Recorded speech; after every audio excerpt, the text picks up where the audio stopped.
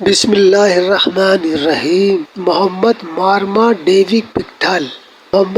David پکتھل ولادت 7 April 1875، وفات 19 مئی 1936۔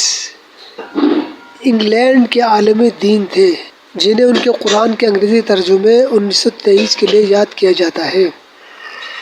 وہ مسیحیت سے قبول اسلام کر چکے تھے۔ پکتھل ایک ناول نگار تھے جنہیں D H Lawrence, H D Wells اور ای ایم فاسٹر کی جانب سے احترام کی نظروں سے دیکھا گیا۔ وہ ایک صحافی، صدر، مدرس، سیاسی اور مذہبی رہنما تھے۔ ان کا قبول اسلام ڈرامائی انداز میں ہوا تھا۔ 29 نومبر 1917 میں انہیں اسلام اور ترقی کے موضوع پر مسلم لٹریری سوسائٹی کی جانب سے ٹانگ ہل، مغربی لندن میں لیکچر دینا تھا۔ خطاب کے فوری بعد انہوں نے اپنا قبول اسلام کا اعلان کیا۔ وہ ورکنگ مسلم کمیشن کی خدمات بھی کر چکے ہیں۔ اسلام لانے کے بعد سب سے اہم کام یہ ہے کہ انہوں نے قرآن کا ترجمہ انگریزی زبان میں کیا۔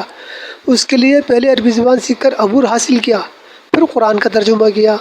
ایک انگریز ہو کر اب ہم موروثی مسلمان، باپ دادا کی جانب سے مسلمان ہیں نا۔ اپنا گریبان جھانک کر دیکھیں، ہم نے کیا کیا؟ کیا قرآن سیکھا ترجمے کے ساتھ؟ کل قیامت میں اور رسول کہے گا کہ میرے پروردگار، بے شک میری امت نے اس قرآن کو چھوڑ رکھا تھا۔ سورہ فرقان آیت نمبر 25۔